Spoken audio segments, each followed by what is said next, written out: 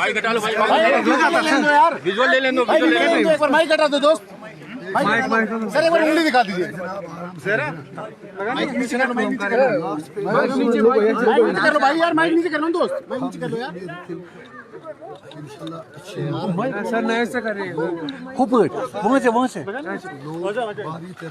अभी नहीं सर नए से ओके पाकिस्तान की खामोशी छाई हुई है। जो नारा लगा था अब दिलों से निकला डर, इंजीनियर इंशाल्लाह मुझे इलेक्शन के बाद वो सारी खामोशी टूट जाएगी। लगातार आपके सियासी हरीफ आप पर वार कर रहे हैं कि इंजीनियर साहब इसके बाद जो है बीजेपी के साथ मिलेंगे, क्या कैसे रिप्लाई करेंगे? कोई बात नहीं, वो दिल में सबने देखते हैं। और सबसे बड़ी बात है कि जिन 5.5 साल दोबारा नहीं किया, आज उनको जिन किसी से अचानक इतनी मोहब्बत हुई है तो कोई बात नहीं, हम यही कहेंगे रोता है क्यों, आगे आगे देखे होता है। इंजीनियर साहब वापस जा रहे हैं बिहार, कोई बात क्या मैसेज रहेगी कश्मीर के लोगों के लिए, क्योंकि आप बारामूला के MP हैं? कश्मीर के लोगों के लिए यही मैसेज रहेगी कि अगर हम तिहाड़ वापस जाएंगे तो आपको घबराने की जरूरत नहीं है। जो मैंडेट बारामूला पार्लियामेंट्री कॉन्स्टिट्यूंसी के लोगों ने दिया, उससे ये बात साबित हुई कि कश्मीर के लोग ना मोदी के नए कश्मीर में विश्वास रखते हैं, ना फारूक साहब, उमर साहब या राहुल गांधी के झूठे वादों में आ रहे हैं। तो एक मैसेज ये रहेगा, ये वक्त भी गुजर जाएगा, सच्चाई हमारी तरफ है, इंसाफ हमारे साथ होना ही है, सच का कोई अल्टरनेटिव है नहीं। इंशाल्लाह जीत हमारी होगी, जीत कश्मीरियों की होगी, कश्मीरी कौम की होगी। मेरे लिए MP बनना, MLA बनना बहुत छोटी बात है। जो 90 साल, जो पिछले 70 साल से हम लोगों ने देखा है, या जो पिछले 35 साल से लोगों ने देखा है, उसका खात्मा हो। मैं दिलचस्प चीज़ आपको बता रहा हूँ, लेकिन अगर आप खामोश रहे तो मीडिया के बाकी भाई एक इम्पोर्टेंट जगह माइक पत्थर, ये लोग यहाँ के गवाह हैं। मैं सारे सवालों का जवाब आपको एक चीज़ में देता हूँ। 2013 इस गांव में इनकाउंटर हुआ, प्लीज सारे ये नोट कर लें। I am giving a bigger message to the people of country at this place, it is good. मुझे याद आया, इनकाउंटर हुआ इस गांव में, 2 फौजी और 3 मिलिटेंट मारे गए। इतना माहौल खराब था कि सारे गए और हमने फौजियों की लाशें भी उठाई। ये लोग सही है ना? सही। और हमने जो अस्करियत पसंद थे उनकी भी लाशें उठाई। हमने उन सब के ताबूत यहाँ रखे, रात भर वैसे रहे। फिर लगभग 15-20 हज़ार लोग यहाँ पर थे, पूरा ये भरा हुआ था। फिर मैंने स्पीच दी, बात मैंने की।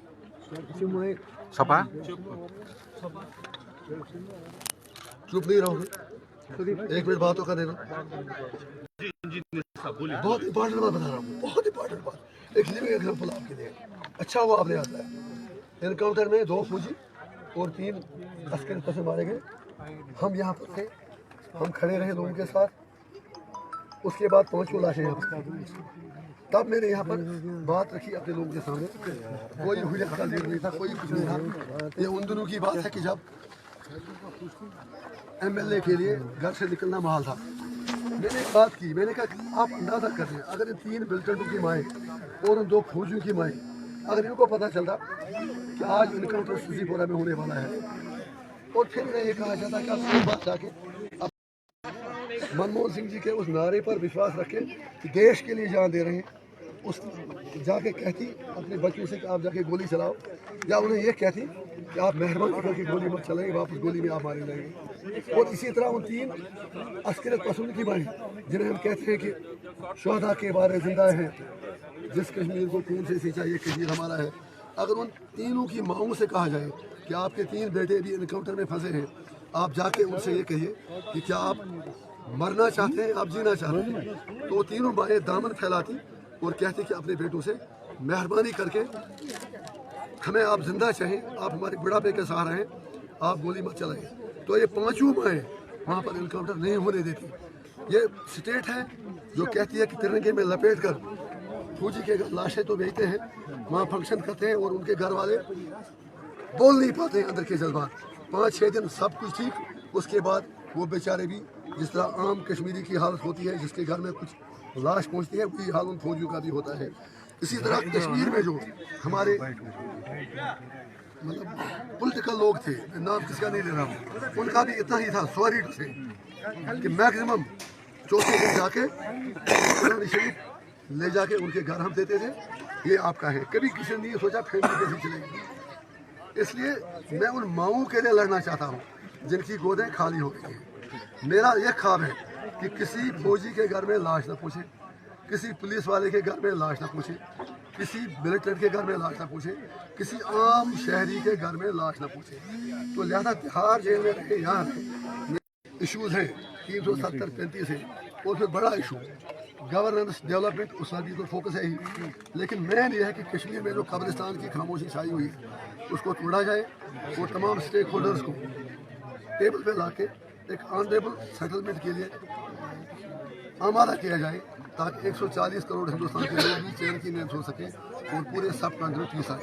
आखिरी सवाल इंजीनियर साहब, आखिरी सवाल। 15 मिनट जिस हिसाब से पार्लियामेंट इलेक्शंस में एक वेव बनी थी इंजीनियर की और बारामूला की आवाम ने आपको मैंडेट दिया था, आपको लग रहा है कि वो वेव जो है फिर से असेंबली इलेक्शंस में आ रही है?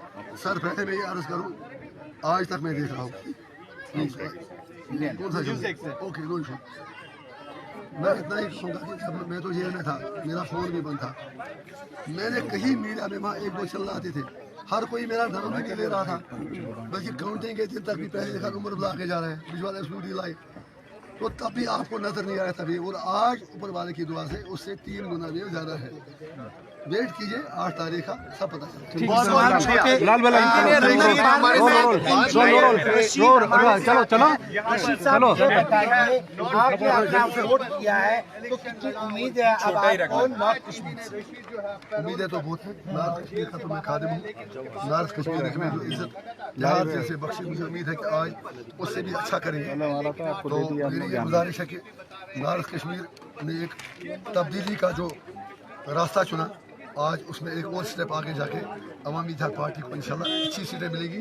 और नॉर्थ कश्मीर के लोगों से मैं यही कहूँगा, जो मैंने हर जगह कहा, 6 बजे तक सब आपके पीछे दौड़ेंगे, कैमरे, वोटर, पॉलिटिकल पार्टी। 6 बजे के बाद कोई आपको नहीं पूछेगा।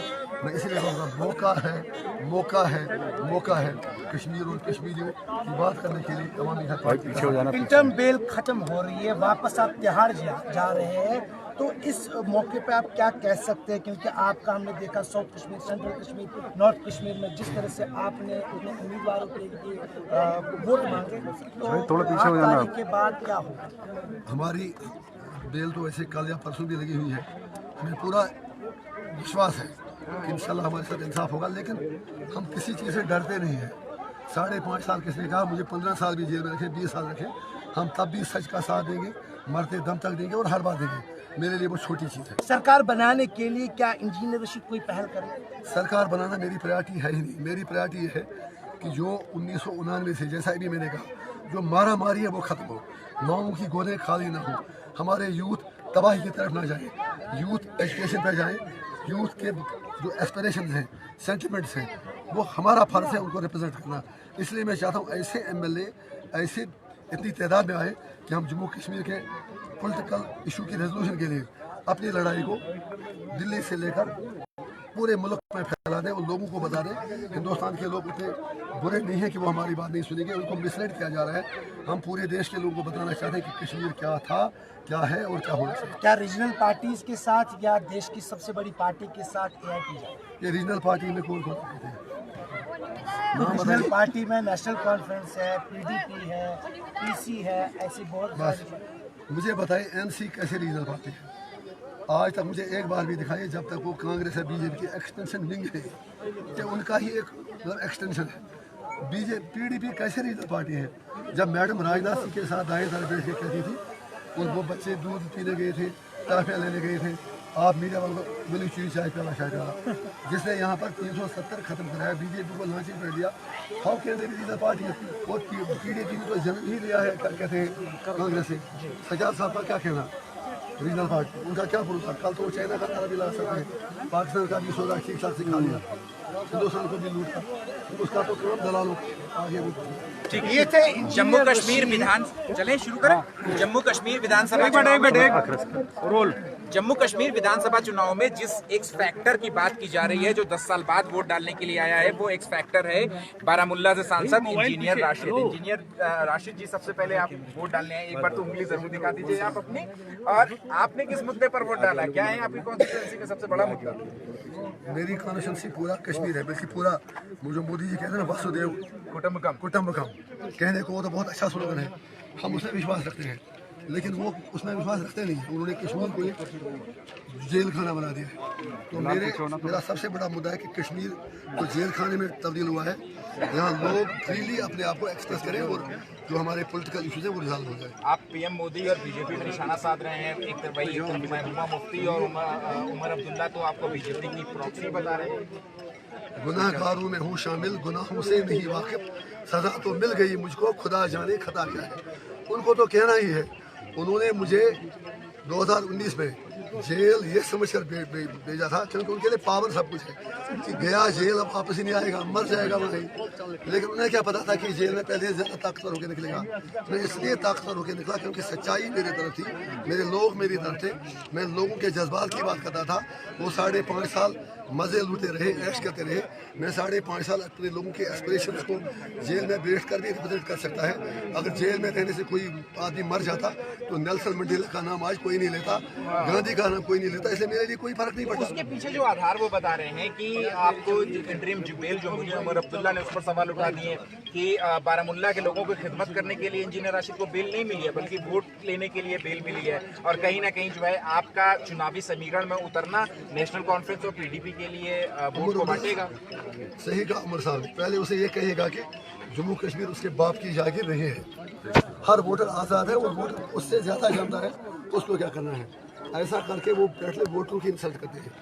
यार मैच में जिन लोगों ने मुझे जेल में बैठकर 5 लाख वोट दिए, उन लोगों को उमर अब्दुल्ला से परमिशन लेने की कोई आवश्यकता नहीं है। दूसरी बात, बेल तो मुझे कोर्ट ने दी है, वो जाके कोर्ट से कहें। तीसरी बात, उमर साहब से इतना कह दीजिए, उनके पिताजी पर तो 100 करोड़ रुपए के घोटाले का आरोप था सीबीआई में, उनको वहाँ बुला तो लिया लेकिन गिरफ्तार नहीं किया। अरे तुम तो खानदानी गुलाम हो दिल्ली के, चाहे बीजेपी हो कांग्रेस हो, तू हमें क्या दिखा देगा।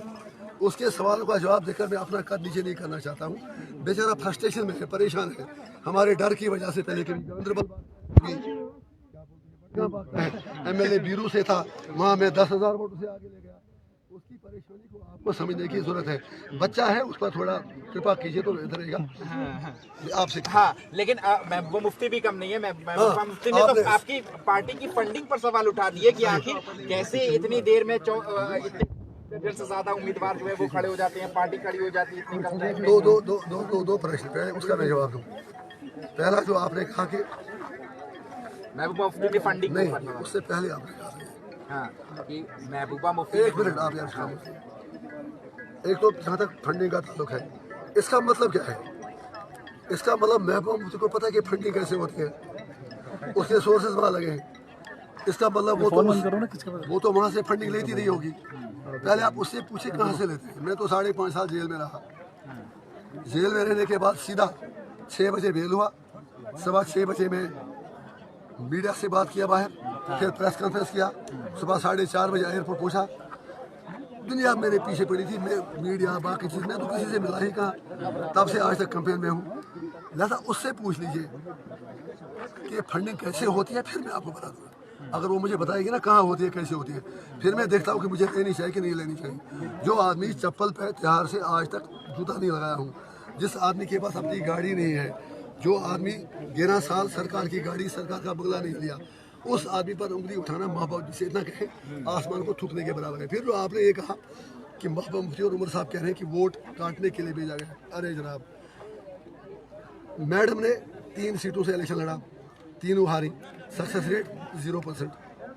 उमर साहब ने कांग्रेस से मिलकर 5 सीटों से लड़ा, 2 जीते, सक्सेस रेट 40%। बीजेपी ने 3 सीटें लड़ी, कश्मीर में कोई नहीं लड़े, सक्सेस रेट कश्मीर के लिए 0%। जम्मू में 40%। इंजीनियर सजाद लोन, उसने 2 सीटें लड़ी, दोनों हारा, सक्सेस रेट 0%। इंजीनियर रशीद ने 1 सीट लड़ी, 1 जीती, सक्सेस रेट 100%। मैडम को टोटल मिले 28,000 वोट 18 कॉन्स्टिट्यूंसी में, लेकिन वोट काटने वाला मैं।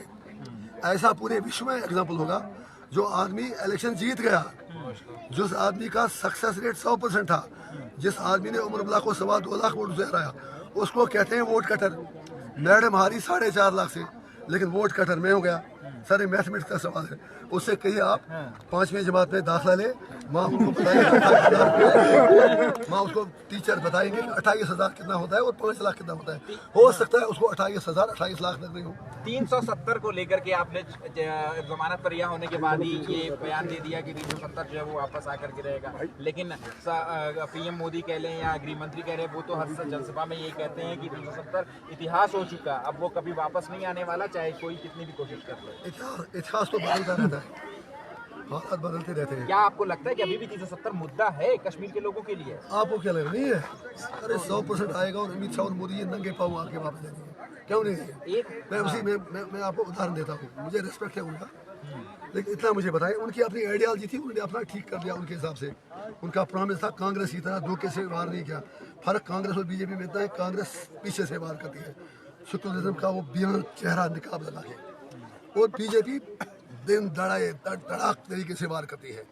हमारे लिए दोनों एक जैसे हैं। लेकिन जो आपने 370 वापस लाने की बात की, जिस सेशन में पार्लियामेंट ने 370 हटाया, उसी सेशन में 3 किसान लाल भी आए, अगर आपको याद होगा।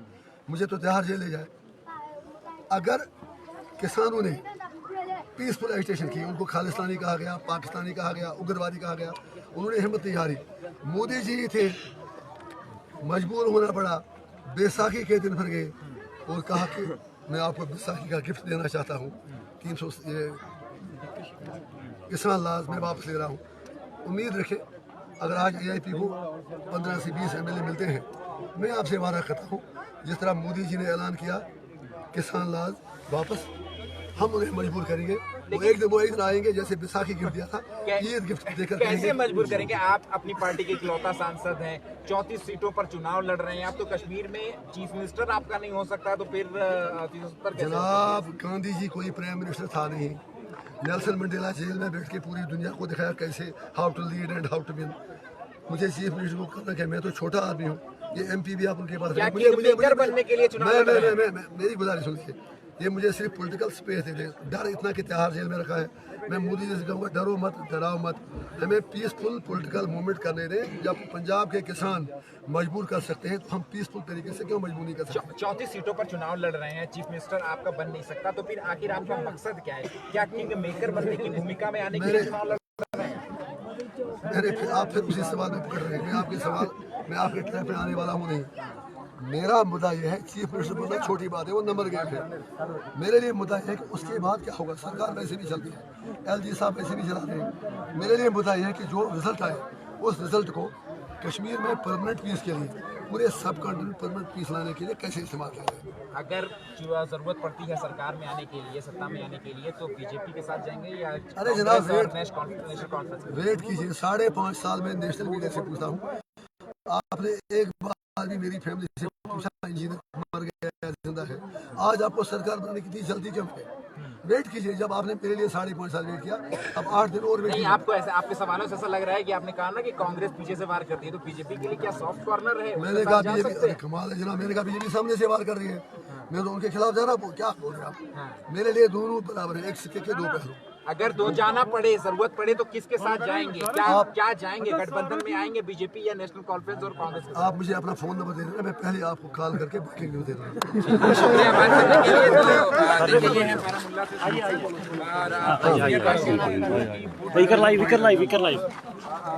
सब आज अपने बोर्ड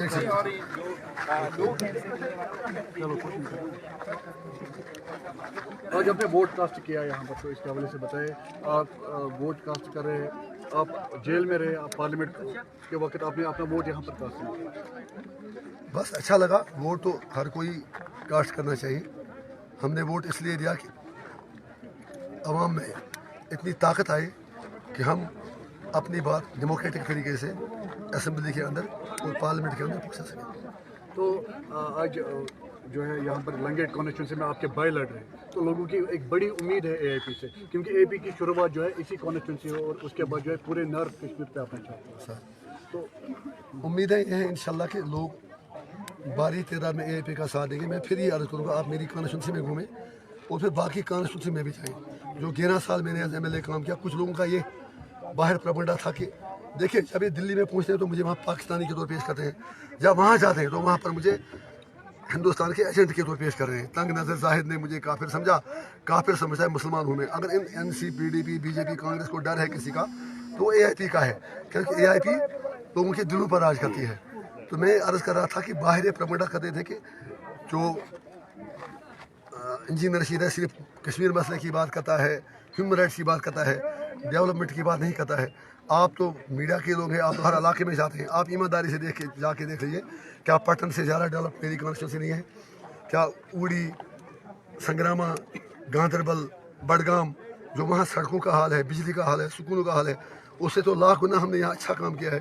आम लोगों के साथ जुड़े हैं, रात को पूरा 24 घंटे हमारा दरवाज़ा खुला है। उस मॉडल को हम आगे ले जाने के लिए आज एक बार फिर लंगेट के लोगों से वोट मांग रहे हैं, पूरे कश्मीर के लोगों से वोट मांग रहे हैं। यार साहब, क्या आप अलायंस का हिस्सा बनेंगे अगर आपके? अभी वो चीज़ें प्रिमेचर है, मेरे लिए वो प्रायोरिटी नहीं है। मेरे लिए प्रायोरिटी है कि हमारे जो कश्मीर में कब्रिस्तान की खामोशी है, जो इसीलिए लोगों ने नारा लगाया, अब दिलों से निकला डर, आया इंजीनियर। मेरा इतना है कि जो लोगों के लबों पे ताले लगाए थे, उन तालों को तोड़कर कश्मीर के लोग अपने दिल की बात कर सकें।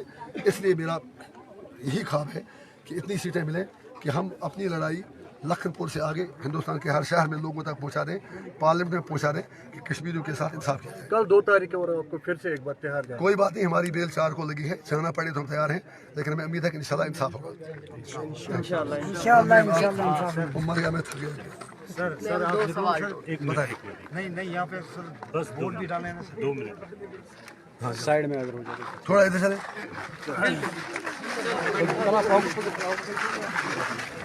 जो हो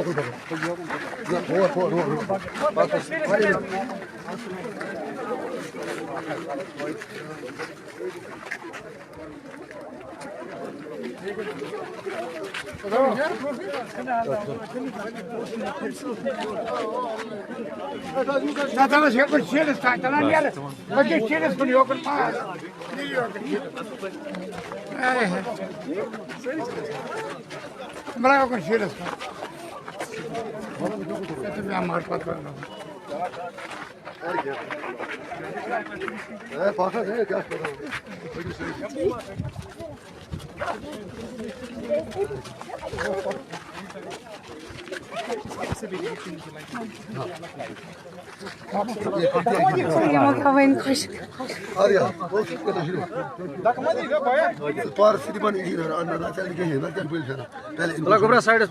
कोई बात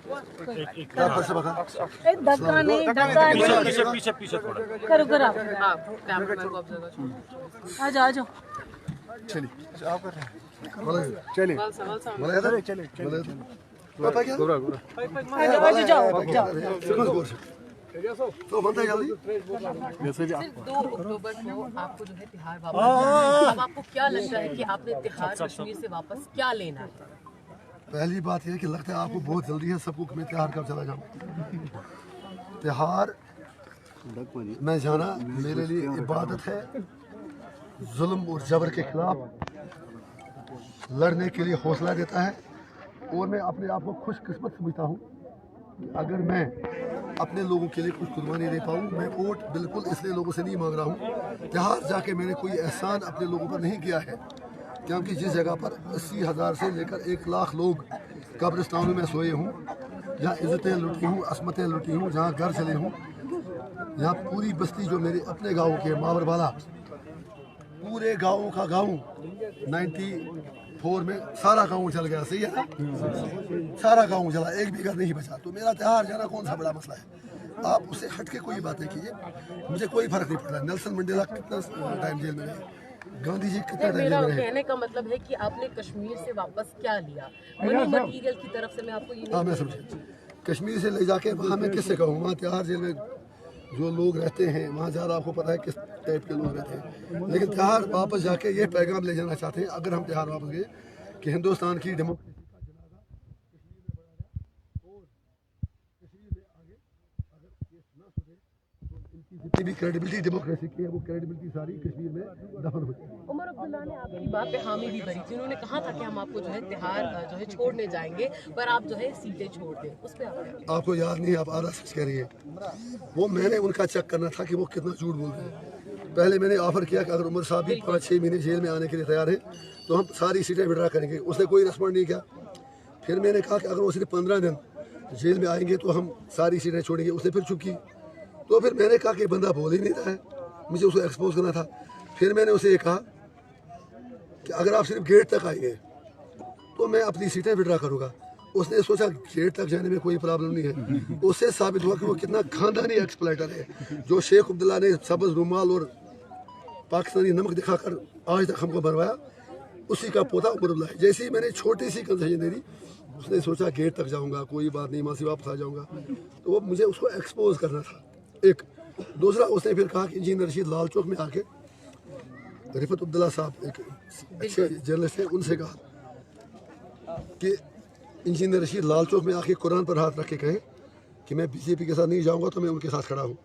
मैंने कहा उससे सिर्फ टाइम बताओ कब आना है। मैं भी आया तब से आज तक। और अगर आज आप 2 बजे तक भी कहेंगे ना तो मैं आज भी जाने को तैयार हूँ।